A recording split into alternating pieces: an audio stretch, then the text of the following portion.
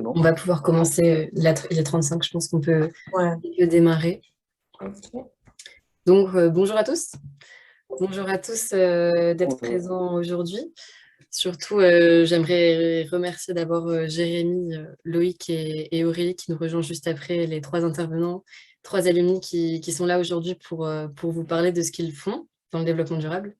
On va commencer par une présentation, chacun à leur tour. Ils vont pouvoir vous présenter leur métier, leur parcours.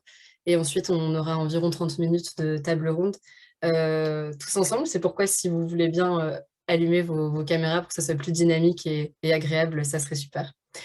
Euh, donc voilà, donc aujourd'hui, c'est la première table ronde qui est axée sur les discussions sur le développement durable, sur tous les métiers qui touchent au développement durable. Donc n'hésitez pas à poser vos questions librement.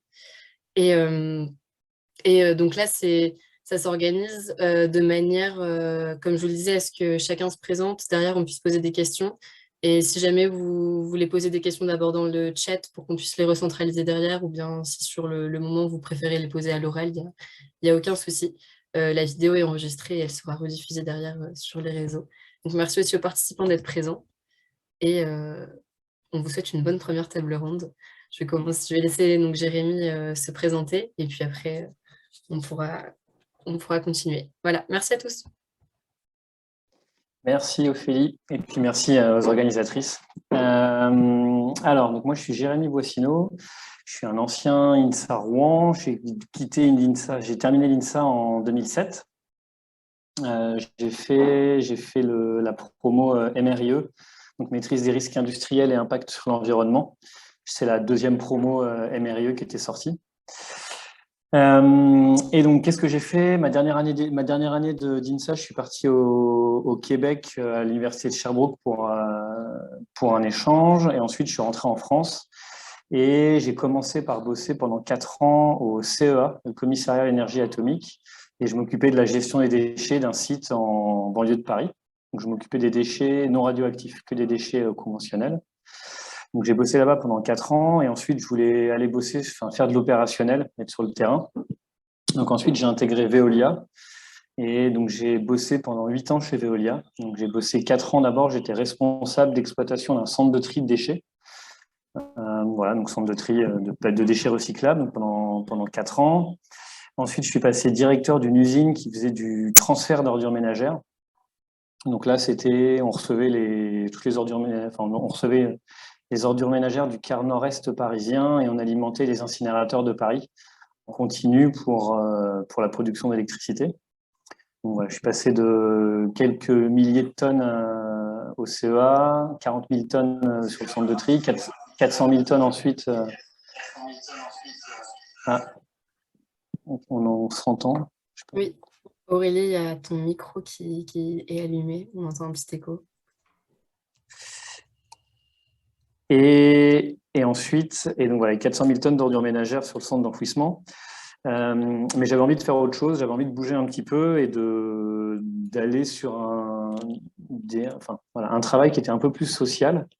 Et donc, il y a 2 ans et demi, j'ai posé une année sabbatique et j'ai décidé de partir tenter l'expérience en Afrique. Donc là, je suis au Togo depuis 2 ans et demi. Donc le Togo, c'est un petit pays qui est coincé entre le Bénin et le Ghana.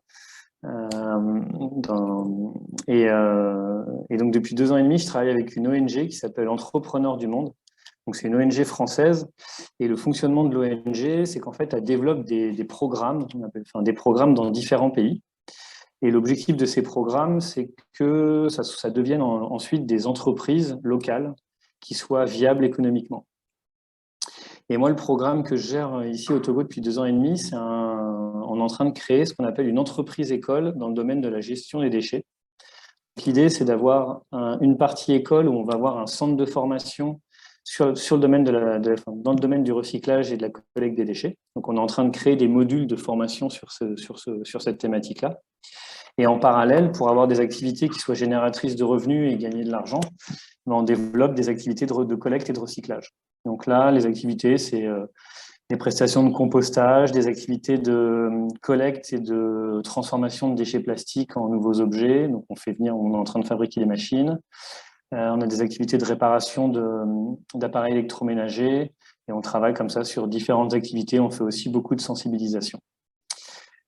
Donc voilà un petit peu pour ce que je fais aujourd'hui. Donc là, j'ai une équipe de 15 personnes à peu près, 15 Togolais, qui bossent avec moi sur ces activités-là. Voilà ce que je fais depuis. Voilà un petit peu mon parcours.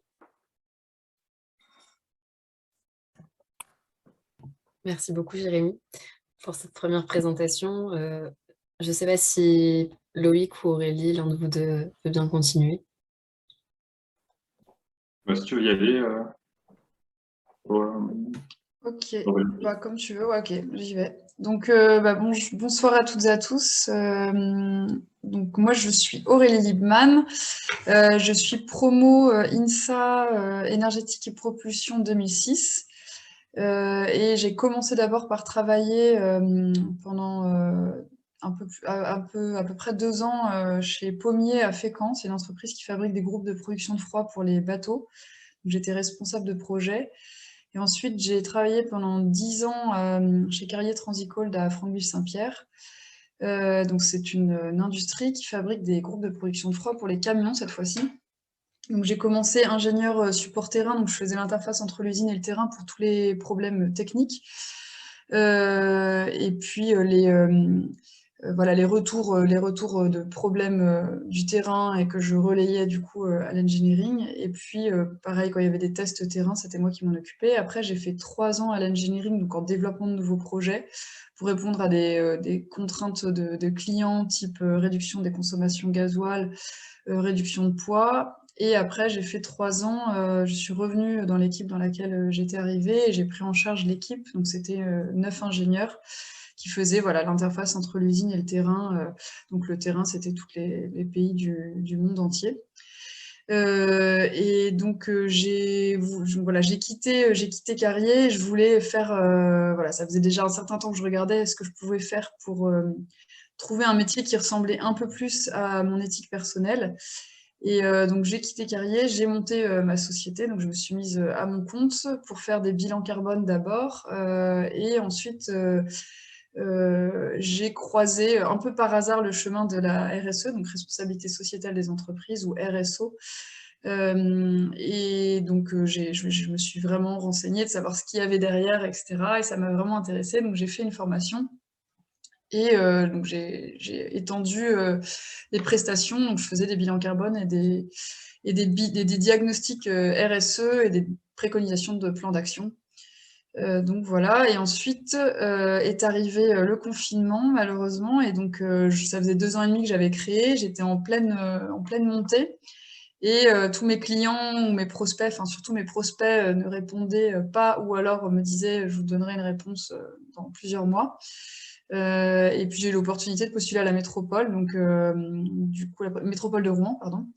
Et donc je suis maintenant depuis 1 an et demi chargée de mobiliser les entreprises de la métropole dans des engagements COP21. Donc il y a une COP21 qui a été créée au niveau de la métropole sur le modèle en fait de la COP21 des accords de Paris de 2015. Donc là il y a eu les accords de Rouen en 2018. Et donc voilà, donc on a la mobilisation des citoyens, mobilisation des communes et mobilisation des acteurs économiques, en plus de tout ce qui est fait vraiment au sein de la métropole pour agir en faveur du climat. Et donc moi, je m'occupe de mobiliser les entreprises. Et donc j'ai mis un peu sur pied une offre de services qui consiste donc à pouvoir trouver à proposer des services soit internes à la métropole pour pouvoir catalyser et mettre en place les actions des acteurs économiques, ou alors, donc par exemple, il y a des services de la métropole qui font des plans de mobilité pour les entreprises avec des préconisations d'action et une boîte à outils mobilité qui permet d'avoir des réductions sur plusieurs axes, plusieurs actions de mobilité douce. Il y a des plans de gestion différenciés aussi qui peuvent être faits au niveau de la biodiversité et des accompagnements des porteurs de projets, par exemple pour de la rénovation thermique du bâtiment et des petits ENR. Et puis après sinon, je flèche vers des offreurs de solutions qui peuvent permettre aux entreprises de mettre en œuvre leurs actions de transition. Et on a aussi des coalitions d'actions, donc ça c'est un regroupement d'acteurs qui permet d'agir sur des actions précises. Donc on a une coalition solaire photovoltaïque, une coalition récupération de chaleur. Par exemple, ce matin, on avait organisé un atelier avec Normandie Énergie, qui est la filière du mix énergétique normand, qui est hébergée chez vous, à l'INSA, maintenant. Donc sur la récupération de chaleur, il y avait une centaine de personnes en tout. Voilà. Sur la récupération de chaleur en interne, c'est pas des réseaux de chaleur fatales, mais c'est la chaleur fatale des industriels qui est récupérée dans leur process à eux. Donc voilà, et après sinon c'est aussi fléché vers toute une ingénierie financière un petit peu, parce qu'ils savent pas trop, les acteurs économiques, ils n'ont pas forcément l'habitude à tous les appels à projets, les appels à manifestation d'intérêt, tous les dispositifs d'aide, de subvention, plan de relance, France 2030, etc. etc. Il y a beaucoup de choses qui existent et qui ne sont pas forcément mobilisées, et donc ils ne profitent pas forcément de ça pour catalyser leurs actions. Donc voilà, et l'idée c'est qu'ils prennent après des engagements COP21 qu'on suit en amélioration continue. Donc vous avez peut-être vu ça, c'est le PDCA, enfin c'est voilà, on avance pas à pas avec eux en créant des indicateurs qu'on suit pour voir un peu l'impact des actions qui sont menées par les différentes entreprises industrielles sur les réductions d'émissions de gaz à effet de serre. Voilà, et donc les thématiques que l'on aborde, c'est bâtiments, donc rénovation énergétique des bâtiments, tout ce qui concerne l'énergie, sobriété, efficacité, énergie renouvelable, donc la gestion des déchets, économie circulaire, la mobilité des personnes et le fret, le numérique responsable, l'alimentation durable et la biodiversité, et je crois que je n'en ai pas oublié, non c'est bon. Voilà à peu près, si vous avez des questions après, n'hésitez pas. Merci beaucoup, ça a l'air super intéressant. Je vais laisser Loïc poursuivre, ça va bien. Bonjour à tous, vous m'entendez bien? C'est bon, ça fonctionne? Oui, parfait. Super, ravi d'être avec vous ce soir. Ce soir, oui, c'est le soir pour vous ici. Ici, il est 13h47, donc c'est le début d'après-midi. Un très beau soleil, 10 degrés, c'est le début de l'été à Montréal, début du printemps. On sort d'un hiver qui a été très froid avec des mètres et des mètres de neige, donc on est un peu foufou quand il y a du soleil comme ça. Les gens ont du mal à comprendre, mais c'est toute une ville qui revit. Donc, je suis EP 2009,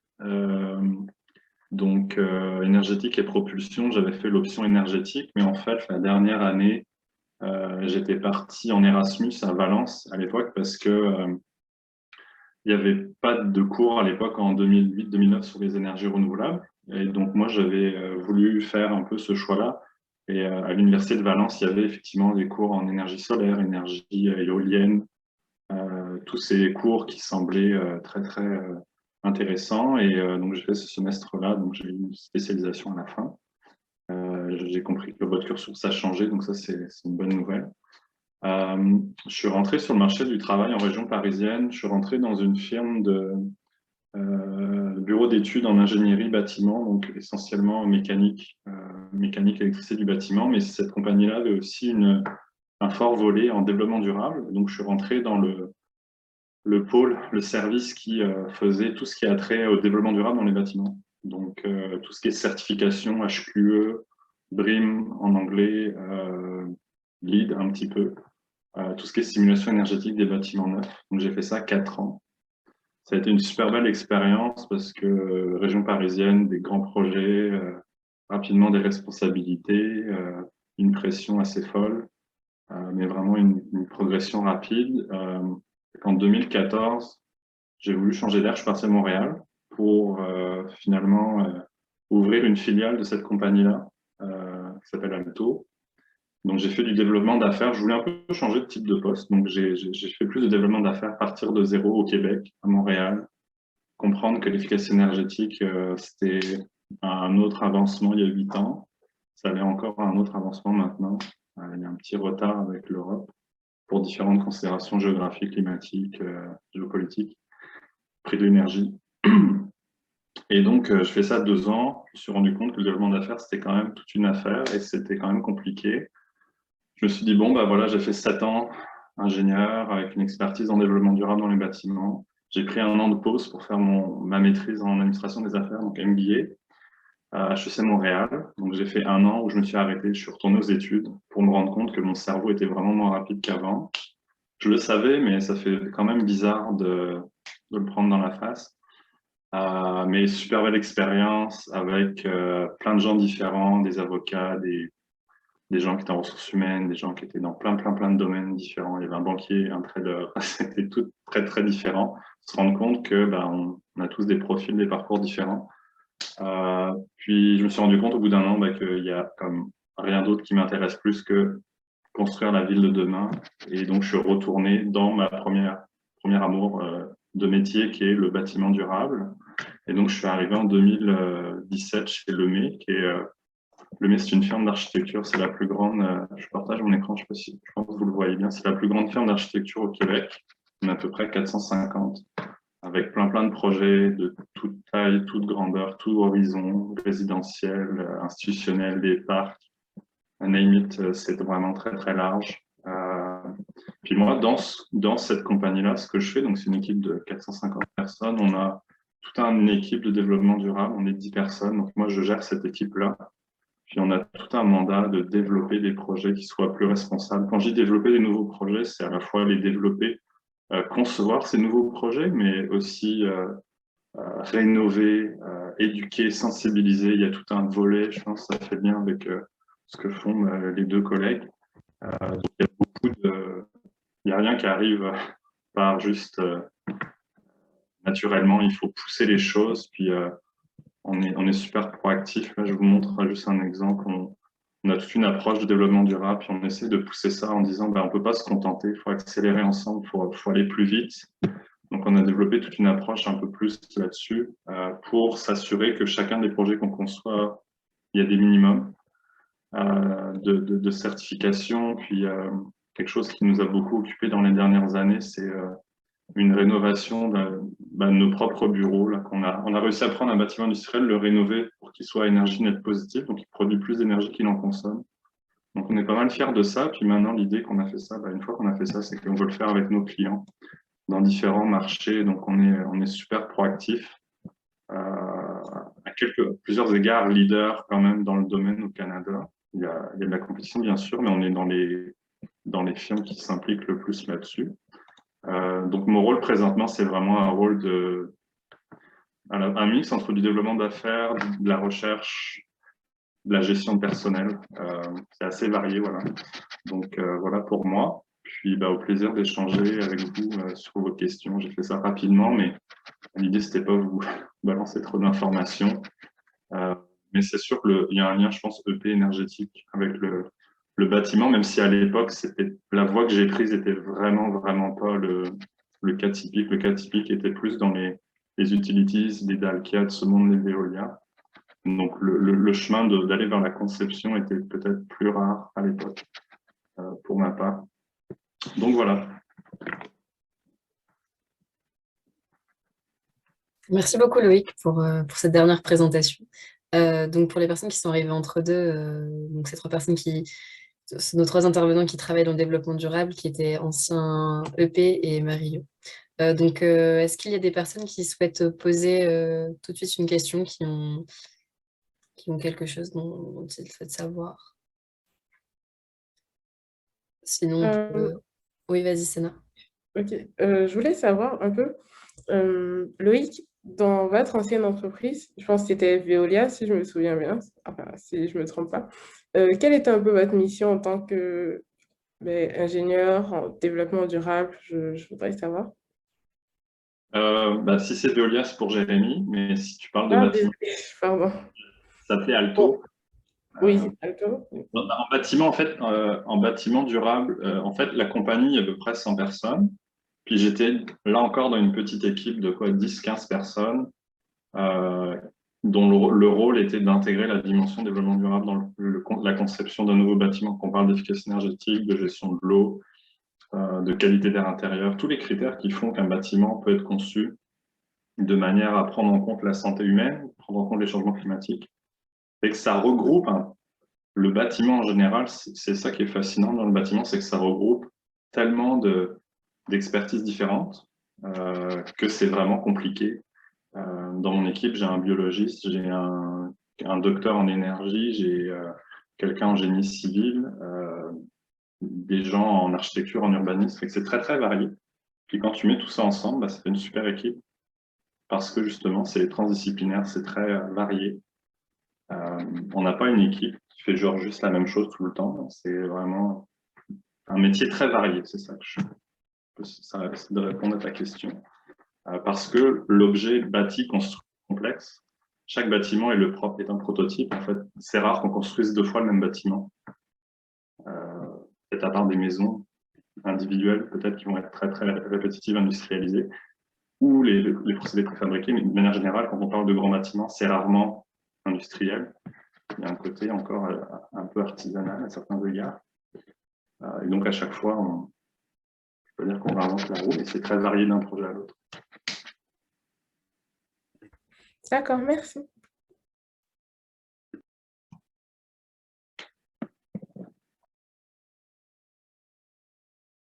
De mon côté, j'aurais une question pour Jérémy. Je me demandais comment ça se passait pour rentrer à l'origine dans une ONG, parce que tout le monde ne se dirige pas forcément vers une ONG, mais plus vers des entreprises. Et si donc du coup, en rentrant dans une ONG, on peut un peu créer nos missions et aller à l'endroit où on pense que ça serait le plus utile, ou est-ce que vous avez plutôt tous postulé à quelque chose qui était proposé? Comment ça s'est fait pour pouvoir rentrer dedans et comment ça se passe au sein d'une ONG par rapport à une entreprise, par exemple? Moi, c'est globalement un peu pareil, en fait. Enfin, c'est des milieux parallèles qui se côtoient pas trop, mais c'est globalement un peu la même chose. Enfin, moi, pour rentrer dans le milieu privé, j'avais postulé à un poste et j'ai été pris et en fait, enfin, au CEA et ensuite ça m'a aidé pour aller chez Veolia parce qu'il y avait des connexions qui se faisaient et donc ça s'est fait comme ça. Et pour les ONG, j'ai beaucoup postulé à des offres bah, sur des sites un peu spécifiques pour ONG. Au début, j'ai pas galéré parce que j'ai pas mis beaucoup de temps, mais j'avais pas forcément de réponse. Et en fait, c'est un collègue de chez Veolia qui avait son voisin qui travaillait dans une ONG. Il m'a dit, bah, appelle-le, il cherche peut-être quelqu'un. Donc, je lui ai écrit et il m'a dit, bah, on cherche quelqu'un pour faire une étude sur la gestion des déchets pendant 3 mois au Togo, à Lomé, la capitale. On ne sait pas ce qu'on fera derrière, on ne peut rien te garantir, mais si ça te dit, bah, t'essayes. Et nous, on paye le billet d'avion, tu y vas et après on verra.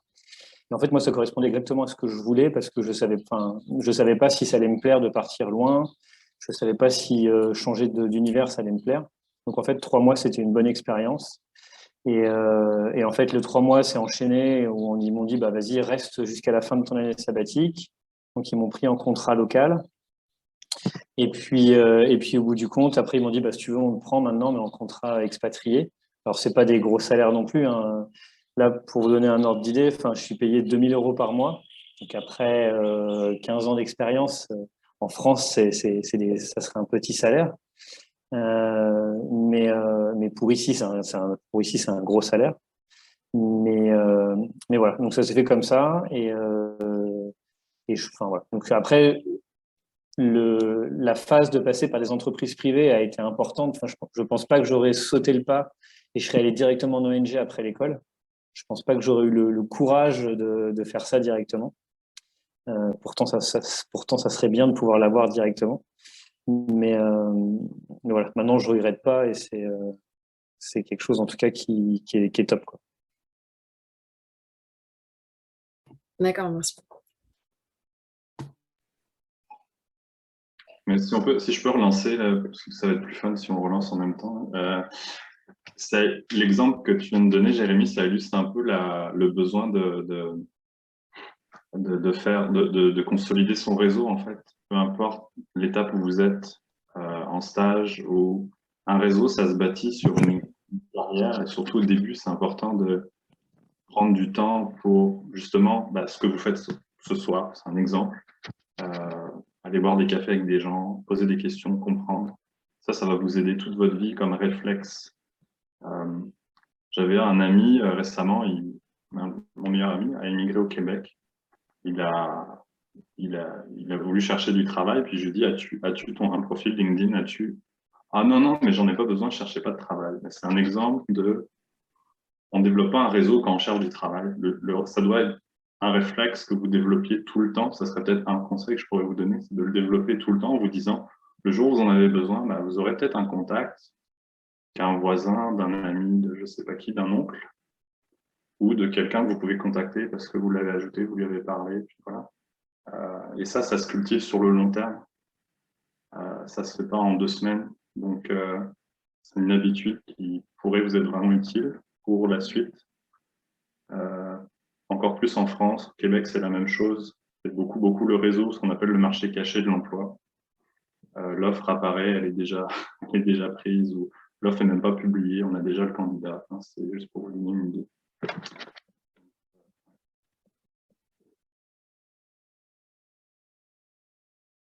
Moi, j'avais une question, Jérémy, juste pour rebondir à ce que tu viens de dire, enfin, à ce que tu venais d'expliquer.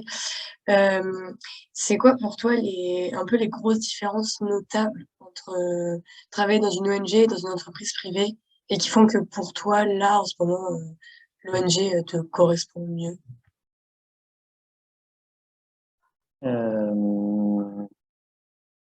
Bah au sein d'une ONG, tu as beaucoup moins de pression financière et d'objectifs à atteindre en termes d'objectifs financiers, quoi. Une entreprise, l'objectif, c'est qu'elle soit la plus rentable possible et beaucoup de décisions sont prises sous ce prisme-là, quoi. Dans une ONG, tu as beaucoup plus le temps de faire les choses et de voir et de prendre des décisions sous différents aspects, quoi. Aujourd'hui, on va dans des décisions qu'on va prendre ou dans des choses qu'on va faire, on sait qu'il y a des choses qu'on va faire qui sont pas rentables ou qui n'ont pas forcément d'intérêt ou qui on pourrait faire les choses plus vite ou mieux, mais on va prendre beaucoup plus en compte l'aspect social et l'aspect environnemental des choses dans notre prise de décision. C'est un petit peu la différence que je peux avoir. Puis, il y a autant de travail à faire, enfin, en termes de quantité de travail, mais les objectifs, on va dire, sont un peu moins. Il y a beaucoup moins d'objectifs financiers, même si nous, notre objectif, c'est de monter quelque chose qui soit viable. Et on a plus le temps de faire les choses et il y a moins cette pression-là, on va dire. Cet aspect-là financier est un peu moins présent, quoi. C'est un peu ça. J'essaie de réfléchir s'il y a d'autres aspects. Ok, merci. Et du coup, je rebondis aussi là-dessus. Est-ce que du coup, en parallèle, Aurélie et Loïc, vous avez déjà été confrontés à des soucis de rentabilité économique pour certains projets dans votre métier, dans votre entreprise? Comment dire, qui allait à l'encontre d'un projet environnemental, par exemple? Est-ce que ça bloque?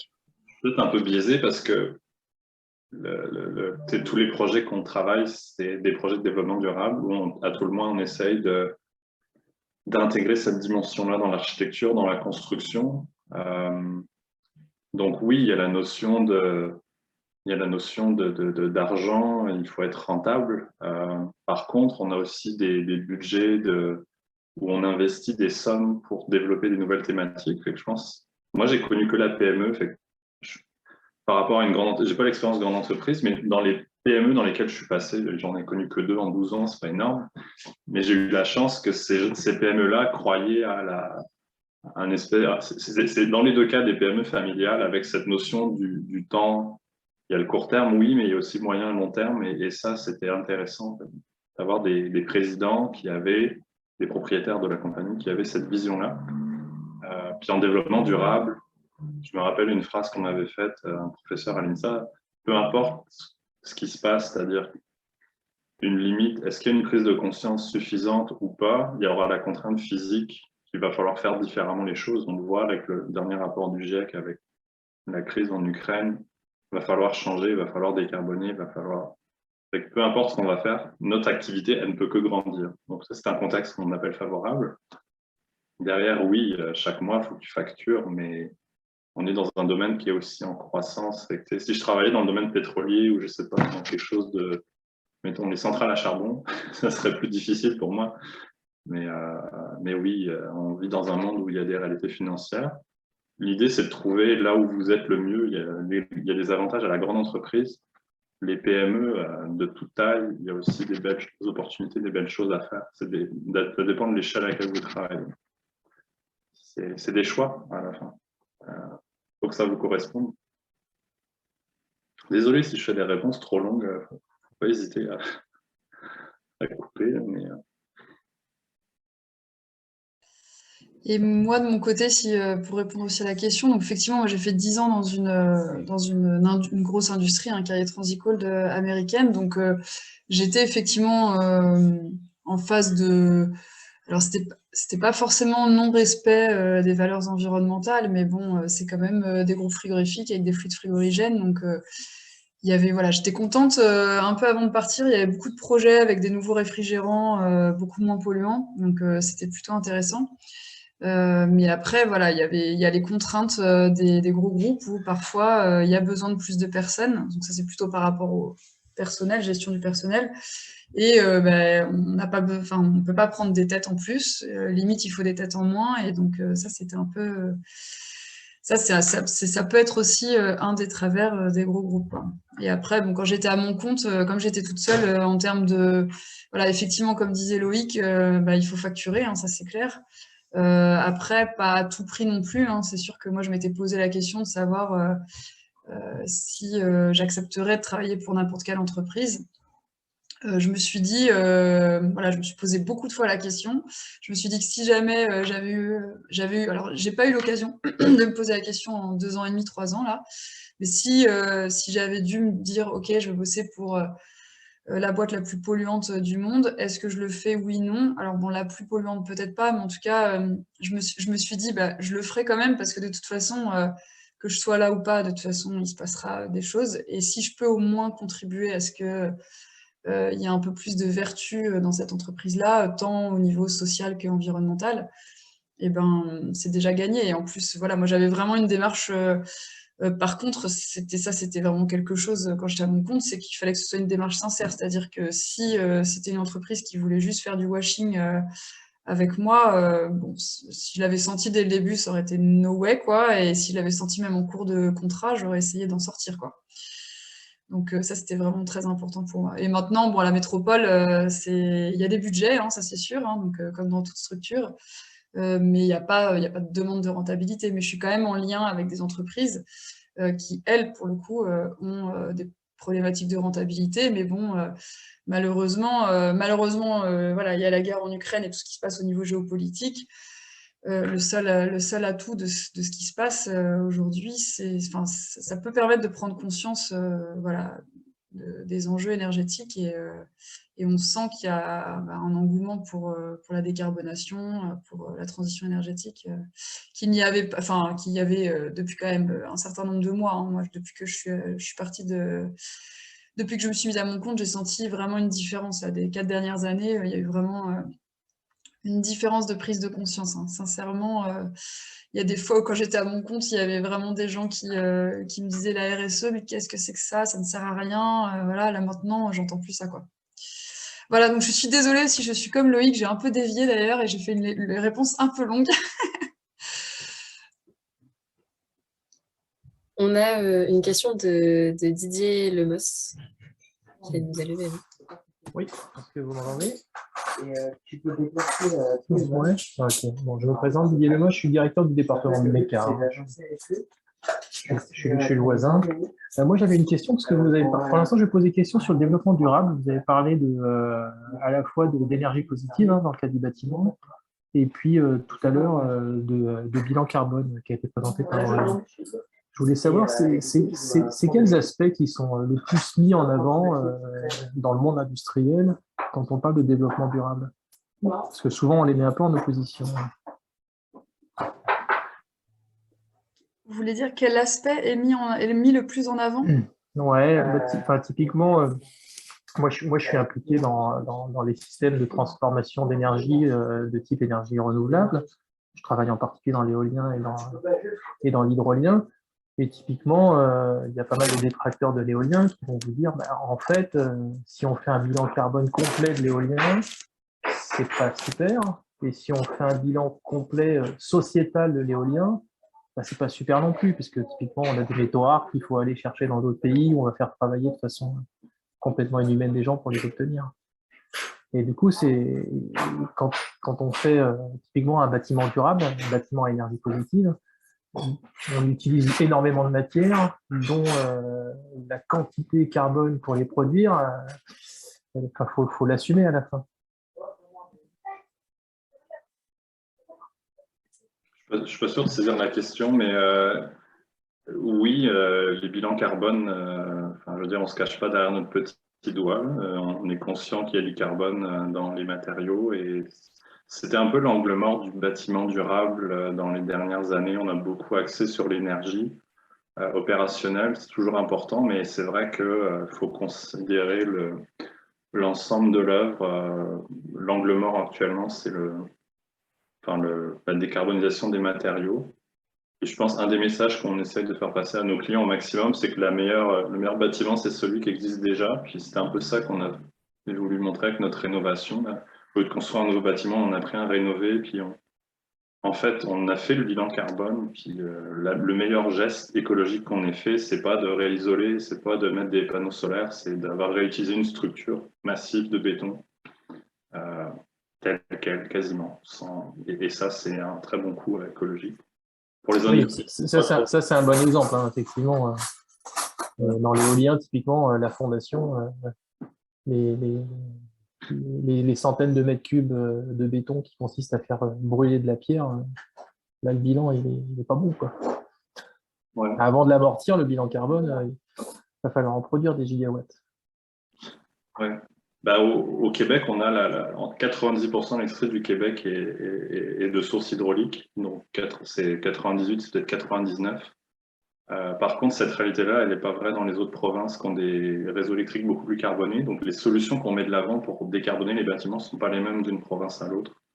Mais peu importe ce qu'on regarde, dans notre cas canadien, nord-américain, la meilleure énergie, c'est celle qu'on ne consomme pas. Puis c'est ça qu'on essaie de pousser avec les clients, d'avoir des bâtiments efficaces, assez passifs, assez low-tech idéalement, même si il y a l'espèce de mode du smart building à toutes les sauces, ça ne veut absolument rien dire. On essaie de pousser des approches un peu plus passives et low-tech, mais il y a du travail à faire. Ouais. C'est pour ça qu'on travaille fort, qu'on ne s'ennuie pas, parce que justement, il y a beaucoup de travail, il y a beaucoup de choses à changer. Ouais. Après, je vais revenir après sur cette question, Président, si vous voulez dire, mais après, dans un bâtiment, ce qui est sympatoche, c'est que ça vieillit bien, normalement. Donc, si tu es à énergie positive, normalement, tu n'as plus qu'à attendre que ça se rentabilise. À supposer que le bâtiment est bien entretenu et que on ne change pas trop d'idées tous les 5 ans, mais oui, effectivement, c'est un peu ce que on dit souvent, c'est qu'une architecture de qualité, et un bâtiment durable, c'est avant tout un bâtiment de qualité qui est censé durer, avec des matériaux de qualité. Et ça, c'est un choix de société. On est en train de faire des écoles, des nouvelles écoles, l'équivalent des lycées, des écoles secondaires, c'est pas les écoles secondaires au Québec. On construit 4 écoles qu'on conçoit. Ça, c'est un investissement pour 50 ans, 60 ans. Donc, il y a un intérêt à bien les construire avec une qualité de matériaux, avec une réflexion assez. Dans le cadre d'investissement public, c'est ça. On se bat avec des règles, des contrats publics, il y a toutes sortes de choses qu'on peut dire là-dessus, mais ça reste un combat. Hein, donc, c'est des choix de société, comme dans plein de choses.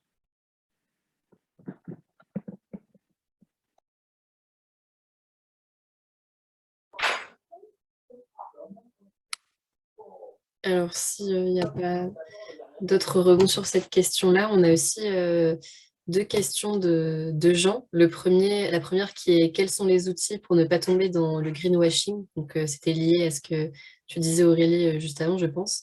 Et la deuxième: comment convaincre les gens de passer au low-tech dans une société techno-solutionniste? Je veux bien peut-être répondre. Après, peut-être que Loïc et Jérémy, vous aurez d'autres éléments de réponse. Mais pour le greenwashing, alors moi, j'ai pas de solution miracle, hein, mais en tout cas, je pense que si on, alors c'est pas facile hein, quand même comme sujet, mais en tout cas, par exemple là, le travail que je fais avec les entreprises. Bon bah, on rentre quand même un peu dans les détails, hein. C'est pour ça que initialement j'avais imaginé pouvoir faire prendre des engagements via un site internet où l'entreprise s'auto-déclare, etc. Mais sauf que là, bon, il manque l'aspect humain, il manque l'aspect que je mentionnais tout à l'heure d'accompagnement vraiment. Et en plus, ce que je fais aussi, c'est de suivre voilà, des indicateurs avec eux. Pour chacune des actions, on définit un indicateur, des émissions de gaz à effet de serre réduites correspondant à l'action, si c'est possible, mais en tout cas, voilà. Et après, comme c'est de l'amélioration continue, bon, bah, du coup, je vais les voir, je leur demande s'ils l'ont fait. Après, évidemment que ces outils-là ne sont pas... voilà, ils peuvent très bien me dire qu'ils ont fait, moi je ne vais pas aller vérifier si, sur la machine s'ils ont fait la solution d'efficacité énergétique dont tu parlais ou quoi que ce soit, mais en tout cas, ça permet quand même de se dédouaner de certaines velléités de vouloir mentir un petit peu sur ce qu'ils font, quoi. Après, après, il y a des labels, mais c'est pareil, les labels, il y a différents niveaux de labels, hein. Je pense au label RSE, par exemple, il y en a qui sont, je les citerai pas et je les connais pas tous sur le bout des doigts, évidemment, mais il y en a qui sont plus dans le déclaratif et d'autres qui sont aussi quand même plus avec des vérifications. Il y en a, par exemple, où il y a des audits sur place, donc un auditeur qui va sur place. Donc évidemment, encore une fois, on ne peut pas avoir la certitude que c'est la vérité, mais en tout cas, ça permet quand même... enfin, on voit bien que c'est plus difficile de mentir et de faire du greenwashing dans ces cas-là, quoi. Je sais pas si ça répond à la question, Jean, du coup. Et si Loïc et Jérémy ou d'autres ont des idées. C'est un combat de tous les jours, je pense. Puis moi, je suis un peu déconnecté de la France. Ça fait 8 ans que je suis parti, mais j'ai vu un peu les initiatives d'étudiants qui prenaient ça en main dans le discours des écoles pour essayer d'influencer les programmes, pour essayer de faire que collectivement les jeunes ingénieurs et ingénieurs soient mieux formés à ces enjeux-là. Je pense que là, on est rendu ailleurs. Puis ça restera un combat et ça prendra des gens motivés. C'est un choix aussi que vous pouvez faire dans votre orientation de carrière. C'est que si vous voulez choisir un poste où le développement durable est une composante fondamentale, il faut vous préparer mentalement un peu à cette charge-là, de dire, OK, mais j'ai des amis qui n'ont pas choisi cette voie-là et qui sont dans des jobs où ce n'est pas une valeur fondamentale. Puis ils font leur travail et la charge mentale vis-à-vis de ça est peut-être moins forte. Ils en ont une autre, mais c'est sûr que si vous choisissez un domaine où il faut vraiment tout le temps aller convaincre, persuader les gens, trouver des argumentaires, moi ça me passionne d'aller trouver l'angle, par exemple, pour convaincre un client de faire un bâtiment plus performant, un bâtiment plus confortable, etc. etc. Mais ça peut être la même chose dans d'autres domaines, que ce soit industriel, opérationnel, etc. Mais c'est sûr qu'il y a une charge parce que le domaine étant encore en émergence, il y a beaucoup à faire, à reconstruire. Puis moi-même, des fois, ça m'énerve et ça me fatigue, les discours technosolutionnistes. Ah, mais les voitures vont être toutes électriques, vous inquiétez pas, vous allez pouvoir rien changer dans votre vie. On sait que ça ne fonctionnera pas, la réalité physique.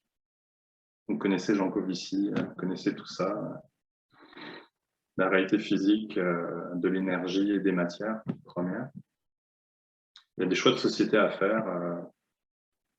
Moi, un de mes rêves avec la firme d'architecture dans laquelle je travaille, c'est de dire qu'à certains moments, des fois, on construira moins, voire même on ne construira pas, parce qu'on aura dit au client, bah, au lieu de faire votre nouveau bâtiment, vous gardez l'ancien, vous le rénovez, ça va vous coûter moins cher, puis vous allez être beaucoup plus heureux, vous allez mettre votre argent ailleurs. On veut se rendre jusque-là. C'est pas facile, mais on commence à avoir des cas d'études où ça a fonctionné. On a convaincu le client de construire un peu moins, mais de meilleure qualité, avoir une multiplicité d'usages, etc. Enfin, il y a plein de solutions dépendamment d'où vous êtes. Mais c'était un combat, ça reste un combat, ça reste un choix. Il faut se battre, c'est pas facile, mais c'est vraiment passionnant. Donc, voilà, le technosolutionnisme. Encore une réponse. Ouais, alors je me mets pas dans le noir, juste pour que vous ne me voyez pas, hein, j'ai une coupure d'électricité, donc voilà, c'est la réalité du terrain. Donc c'est pour ça.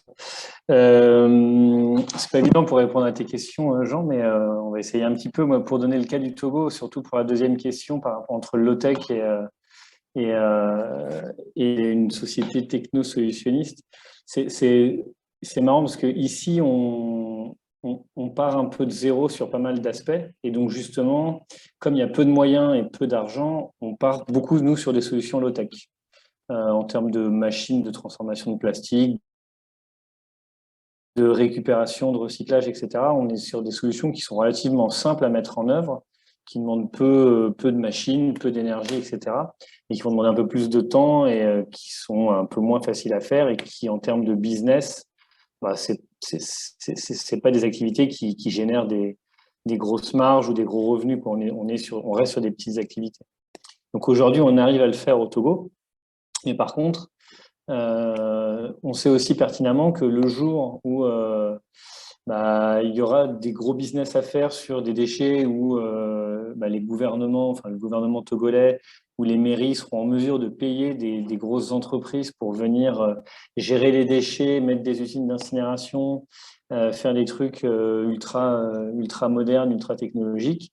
Le jour où il y aura quelqu'un qui sera capable de payer pour faire ça, ces solutions-là, elles arriveront. Donc c'est complexe parce que c'est très souvent lié, c'est ça, après derrière à des business et à dans chaque activité, il y a des, enfin voilà, tout le monde va chercher à s'y retrouver. Et donc le jour où il y aura quelqu'un qui serait capable de payer pour mettre en place quelque chose, on ira quoi.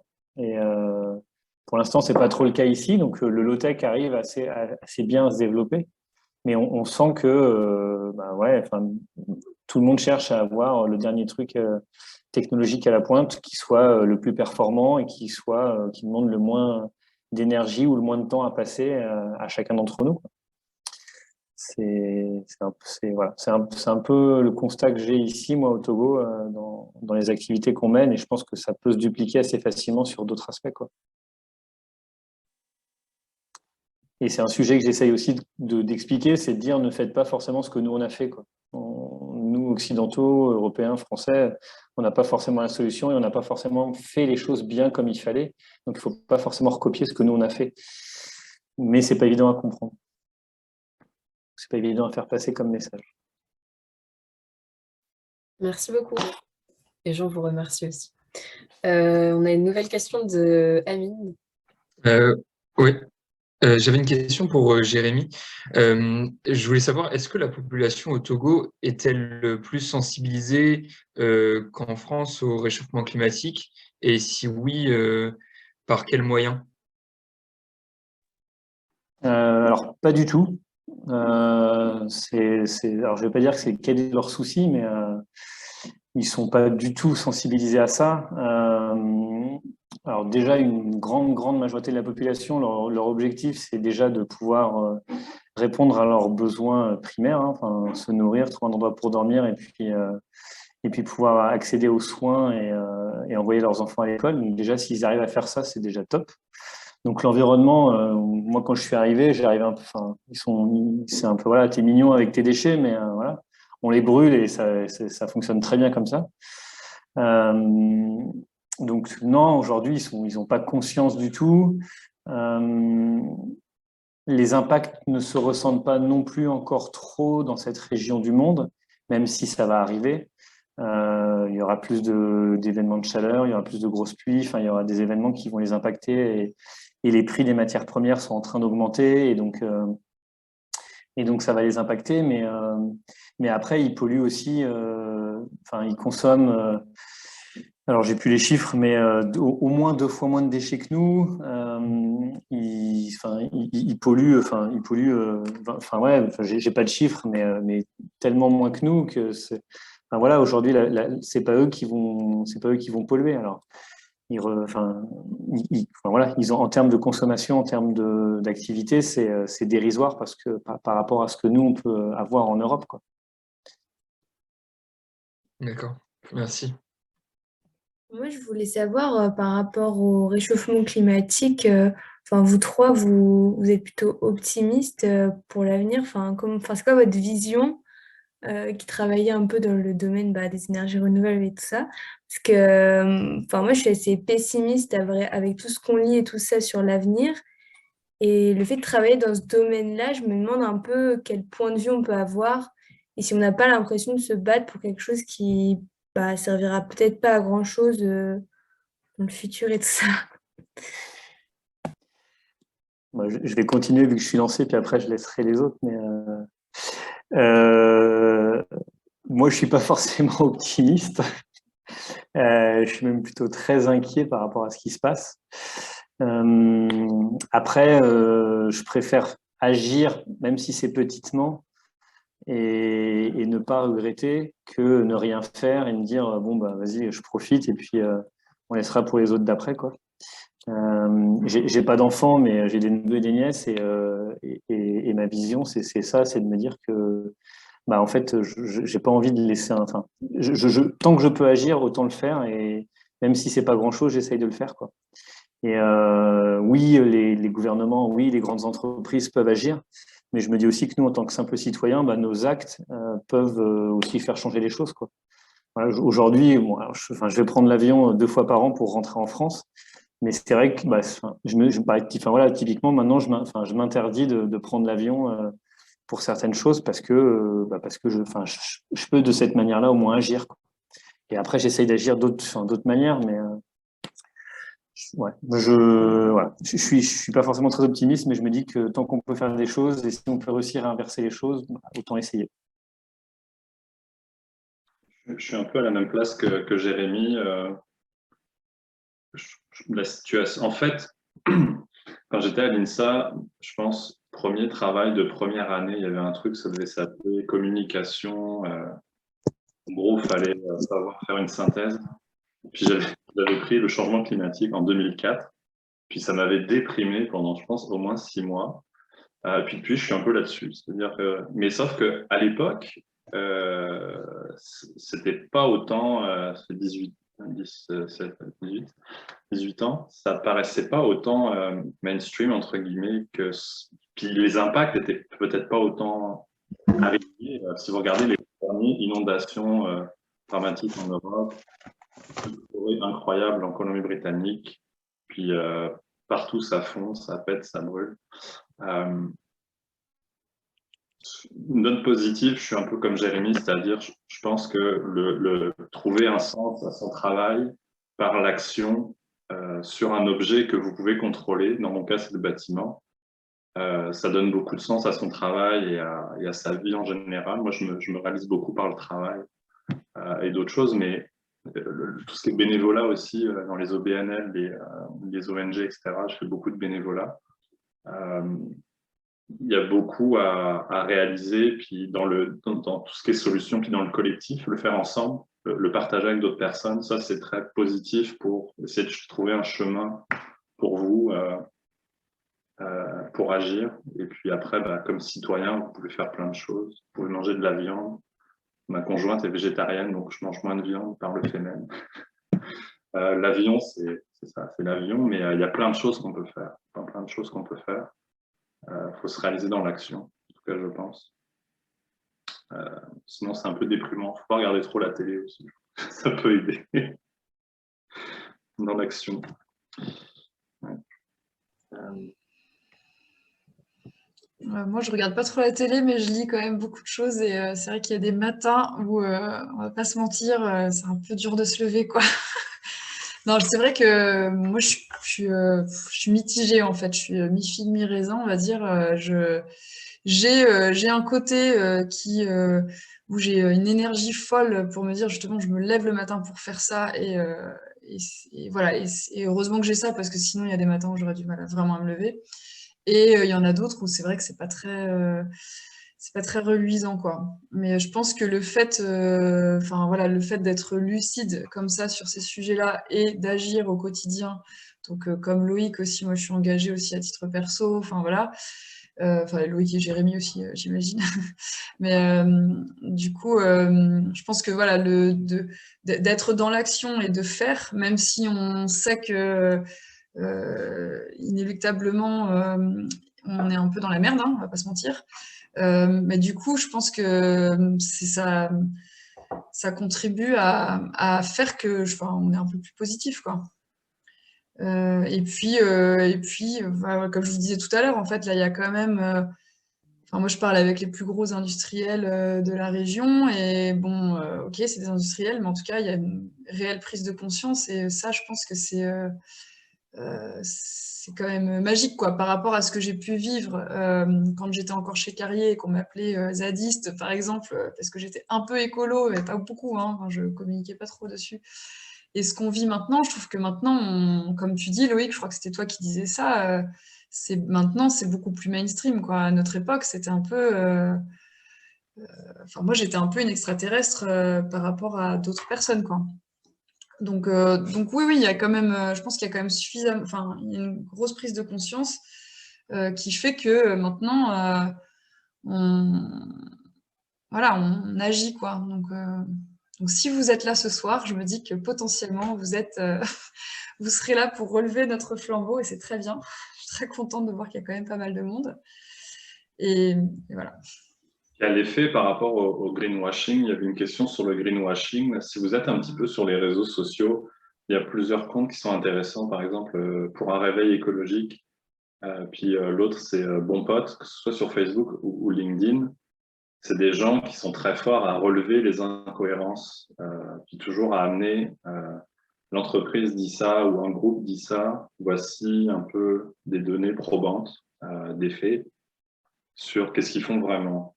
Et ça, c'est intéressant des fois de voir que des commentaires de ces groupes-là deviennent plus viraux ou likés que le post lui-même d'un grand dirigeant d'une grande entreprise. Ça montre qu'il y a de moins en moins en tout cas dans mon cercle ou dans ce que je vois de certains réseaux sociaux, il y a de moins en moins de patience pour la bullshit, comme on dit en québécois, là, pour la bullshit, pour raconter des conneries. Et les gens maintenant sont plus éduqués, etc. Maintenant, il faut que ça aille dans des discours aux actes, c'est le grand enjeu, mais ça avance quand même. Il y a des choses que je vois sur Internet qu'on ne voyait pas il y a 15 ans parce qu'on était encore un peu dans le brouillard. Maintenant, c'est comme vraiment, pour ignorer les conséquences du réchauffement climatique, il faut vraiment se mettre la tête dans le sable. C'est impossible d'ignorer les problèmes et leur nature, et on est informé maintenant vraiment de manière très, très poussée.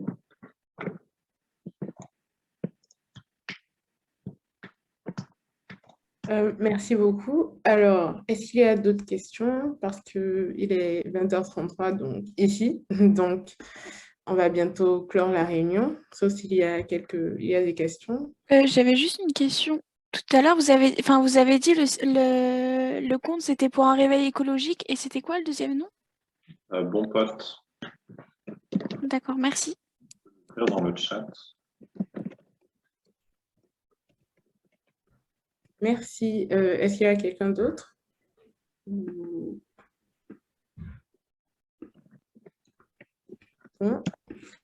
Mais alors, je tenais à... Ah oui. Ouais, juste. Moi j'ai plus un espèce de témoignage à faire. J'ai eu plusieurs fois des étudiants qui me disaient vous nous formez en tant qu'ingénieur, et en fait, vous nous prédestinez globalement au monde industriel. Et donc, en fait, on participe à cette grande mascarade qui est de détruire le monde. Parce que l'industrie sert à ça. Et j'ai eu jusqu'à des étudiants, en particulier une étudiante qui est allée au bout de sa formation et qui a refusé d'être diplômée pour aller maintenant travailler en permaculture, pour aller jusqu'au bout de son idéologie. Et je n'ai pas été capable de la convaincre que l'ingénierie faisait partie de la solution. Est-ce que vous avez des billes à me donner? C'est vraiment intéressant comme discussion. L'ingénieur, dans les années 50, 60, 70, quand il y a eu les 30 Glorieuses, l'ingénieur, la société industrielle. L'ingénieur, c'était un peu... disons que son impact dans une entreprise était peut-être plus fort que maintenant. Il y a l'effet de la financiarisation des entreprises. À cet effet, je vous invite à aller regarder le documentaire sur Boeing, qui est sur Netflix, à propos de justement ce changement de culture, de la sécurité industrielle et ingénierie versus le changement de paradigme financier qui fait qu'ils ont fait de la merde et les gens sont morts. Je fais un parallèle, mais comme tu dis, l'ingénieur, il est au cœur de la solution et pour moi, la formation d'ingénieur, c'est un outil tu peux faire ce que tu veux.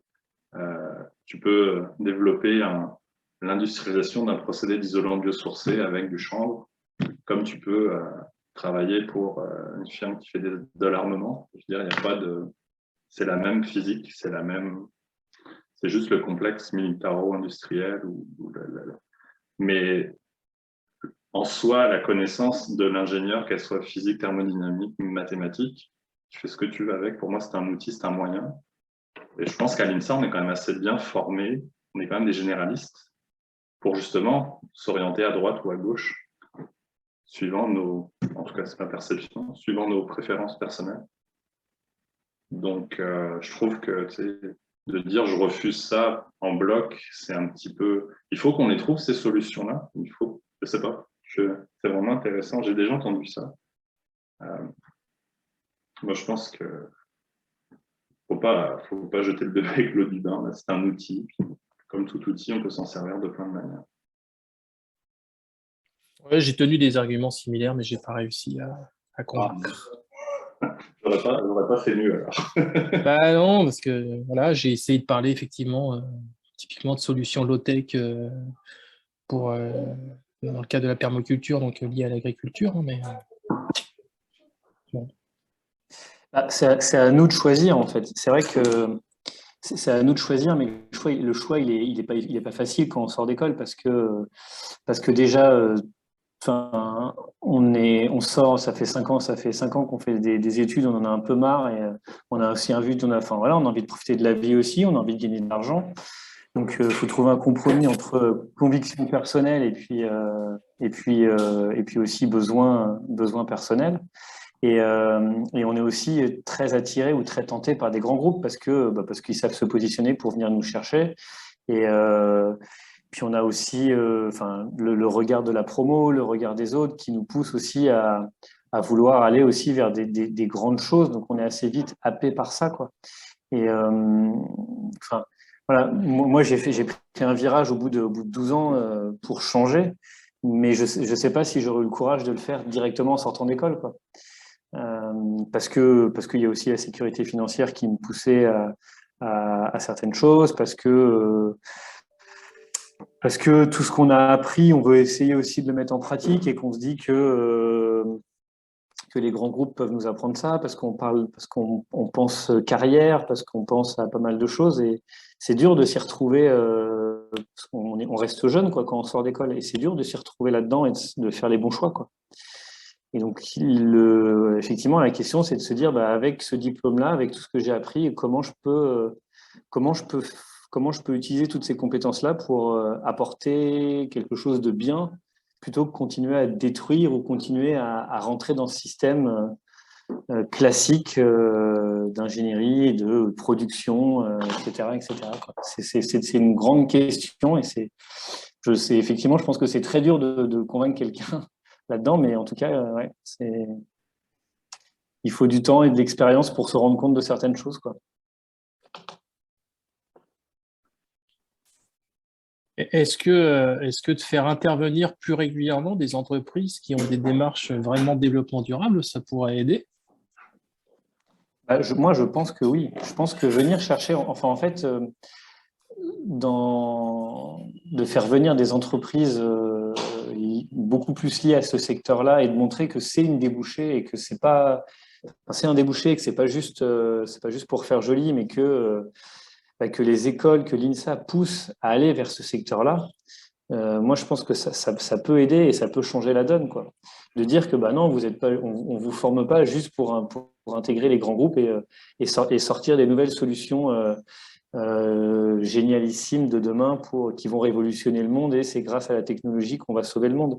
De montrer que, en fait, on peut rester ingénieur et qu'en fait, c'est une formation qui nous permet d'apprendre à réfléchir, à résoudre des problèmes sur différentes thématiques, et qu'après, en fait, c'est à nous d'utiliser nos compétences d'une certaine manière et dans le domaine que nous, on a décidé et par rapport à nos propres convictions. Et si je peux me permettre aussi de rajouter, je pense que si même tous les étudiants sont là ce soir, c'est peut-être parce qu'ils sont aussi intéressés par ce secteur-là. Je sais qu'en deuxième année, l'ADM, c'était surtout des entreprises assez industrielles qui pouvaient intervenir pour nous présenter leur parcours. Et c'est assez compliqué de trouver des personnes qui sont liées dans le développement durable. Et la plupart des personnes qui sont dans le club Greensa ou qui peuvent être présentes ce soir peuvent potentiellement partager cette idée, mais c'est vrai qu'on entend quand même souvent parler qu'on n'a pas trop de retours de personnes qui sont dans ce secteur-là. C'est pour ça aussi qu'on a fait cette table ronde. Donc si jamais il est possible d'en avoir dans l'ADM ou des choses comme ça pour avoir une plus grande diversité, je pense que ça pourrait intéresser les élèves. Vous en avez déjà 3, moi je peux vous en donner d'autres qui sont dans l'hydraulique ou dans les renouvelables. Il y en a d'autres ailleurs. Moi, j'avais une remarque tout à l'heure, je suis assez surpris du faible nombre d'étudiants qui sont là. Ouais, on avait plus d'inscrits sur le sondage. Je pense qu'après, il y a certaines personnes qui ne sont pas venues, malheureusement. Voilà. La formation et le développement personnel, c'est comme son nom l'indique, c'est personnel. Il y aura toujours des gens plus allumés que la moyenne. Puis en général, on ne s'inquiète pas pour eux parce que c'est eux qui vont réseauter, c'est eux qui vont s'ouvrir. Et en général, ça vous sert bien. Donc, ne vous inquiétez pas s'il y a des absents. Mais ouais, c'est ça. Mais n'hésitez pas si on peut vous aider à faire des liens avec d'autres personnes ou je ne sais pas. C'est là où les écoles de commerce sont très fortes. Moi, j'ai fait la HEC à Montréal. Et tout le côté alumni, développement des réseaux, ils sont extrêmement forts. Et l'INSA, moi, j'ai jamais réussi à savoir qui faisait quoi. J'ai été contacté, mais on sent que c'est moins présent, c'est peut-être moins dans la culture. Mais n'hésitez pas, si jamais on peut faire de quoi. En tout cas, pour ma part, ça me fera plaisir de vous aider. On peut vous donner des contacts de personnes qui travaillent aussi un peu dans les mêmes domaines, quoi. Moi, j'en ai un qui travaille chez Triticum, c'est une association de résilience alimentaire. Donc, monsieur Lemos, ça va peut-être pas vous arranger vos affaires. Parce que c'est la permaculture aussi. Je ne sais pas si vous connaissez l'association à Rouen. Si, je connais. Ouais. Donc, bon, il a fait l'INSA aussi en même temps que moi. Après, je pense que ça peut être aussi intéressant. Je ne sais pas si vous avez un cours sur le développement durable, la RSE, un cours spécifique, en fait. Je sais que... Alors là, on pourrait reparler pendant 1h02 là-dessus, mais au niveau du réseau des INSA, le développement durable doit devenir pas une formation à part entière, mais quelque chose qui doit être intégré dans le cadre de nos formations. Ouais. Alors, ce qu'on essaie de faire en sorte, c'est que ce ne soit pas du greenwashing, qu'il ne suffise pas de dire, on en a parlé dans nos cours, donc on est une école qui fait du développement durable. Et puis après, c'est un peu difficile à intégrer. C'est-à-dire qu'à part si l'on est dans une formation de type MRIE, où là, par exemple, on va aborder des items comme des bilans carbone, comme une compétence à part entière. Dans d'autres spécialités, c'est un peu plus compliqué, quoi. Donc, il faut réussir à intégrer cette notion de développement durable à travers d'autres notions. Ouais. Ben, en fait, l'idéal, c'est quand même que ce soit un fil rouge et que ce soit vraiment intégré, comme vous disiez, que ce soit vraiment intégré dans la formation, quoi. Par contre, le bilan carbone, normalement, il y a en EP parce qu'on m'avait demandé l'année dernière de faire un cours bilan carbone. Je n'avais pas répondu positivement, mais il me semble qu'il y a en EP en tout cas. Je sais qu'en EP5, en dernière année, dans les spécialités. Ouais. Mais après, voilà, ça c'est le bilan carbone, c'est pas du tout l'aspect holistique du développement durable qui effectivement doit être enfin, pour moi, en tout cas, ça doit vraiment être un fil rouge. Comme dans une entreprise, en fait, ça doit vraiment essaimer au niveau de tous les salariés. Bah, dans un cursus de formation, ça doit vraiment être tout au long de la formation et trouver, par exemple, des exemples dans chacun des cours qui soient en lien avec ça et pas que l'aspect hard, c'est-à-dire pas que l'aspect énergétique pur, c'est aussi l'aspect social et sociétal, quoi. Et peut-être que là, en ayant peut-être cette vision un petit peu, comme je disais, holistique et systémique pour tous les cours et en ayant une teinte un peu responsabilité sociétale, développement durable dans tous les cours, dans toutes les matières, peut-être que là, l'étudiante dont vous parliez tout à l'heure aurait pu se raccrocher à des éléments et se dire ok, il y a des débouchés qui peuvent me permettre, enfin voilà, je pourrais faire quelque chose qui ressemble à ce que j'ai envie de faire, quoi. Après, honnêtement, si vraiment elle voulait faire de la permaculture, c'est compliqué. Enfin voilà, moi je pense que j'aurais eu un peu les mêmes arguments que vous et que Loïc, mais si vraiment c'est ça qu'elle voulait faire, c'est ce qu'elle voulait faire, pardon, c'est compliqué de la raccrocher. Mais en tout cas, si tout au long de la formation, il y a justement ce fil rouge et cette teinte développement durable d'aider, je pense que c'est un des moyens pour arriver à en garder le plus possible. Parce que bon, c'est vrai que là, moi je trouvais qu'il y avait, enfin je sais pas combien de personnes vous avez conviées, mais peut-être qu'il n'y a pas beaucoup de monde par rapport à ce que vous attendiez. Mais il y en aura de plus en plus. Enfin, comme je le disais tout à l'heure, il y a quand même de plus en plus une appropriation de ces sujets-là par tout le monde, quoi. Ouais, alors c'est à la fois approprié et puis en même temps, la connaissance, elle est un peu superficielle. J'en veux l'exemple qu'on a typiquement dans nos salles de cours. Par exemple, on va avoir des versions papier des techniques de l'ingénieur, mais qu'au lieu d'aller regarder le sommaire, nos étudiants, ils vont préférer aller faire une requête Google sur leur téléphone portable. Et là, je leur dis, bah, ce simple geste, tu vois, là, tu viens de dépenser 1 litre de gasoil, alors que tu aurais fait 3 mètres,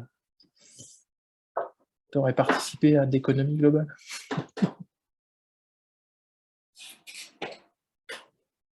Bon. Ok, on a du travail. Mais en tout cas, si vous choisissez cette carrière-là, c'est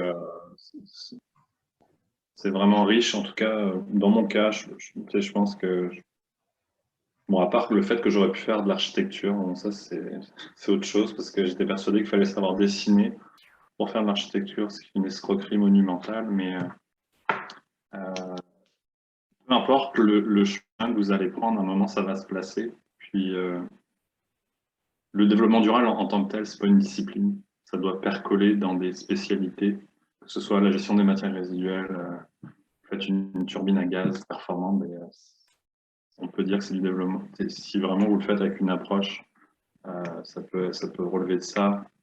Je prends un exemple vraiment extrême, mais c'est pour vous montrer le principe. Et ça doit percoler. Et si l'industrie doit changer, justement, on va toujours avoir besoin de se loger, d'avoir de l'électricité, de l'alimentation. Donc, à moins qu'on revienne à des sociétés agricoles du début du XVIIe siècle, on va avoir besoin d'industrie, on va avoir besoin d'effets d'échelle. Donc, il y aura besoin d'avoir des nouveaux systèmes de production, qu'ils soient alimentaires, électriques, industriels. On ne peut pas être tous être dans les services à faire du community management. Ça n'existe pas, ces sociétés-là. La France s'est désindustrialisée, mais il y a d'autres pays qui ne l'ont pas fait. Donc, il y a un moment où l'ingénieur, il a son rôle à jouer dans la société. Il faut qu'il le joue compte tenu des défis climatiques, sociétaux, économiques. Et, ouais, il y a beaucoup à faire, finalement. Un défi, un grand défi. Et vous êtes formé pour. Donc voilà.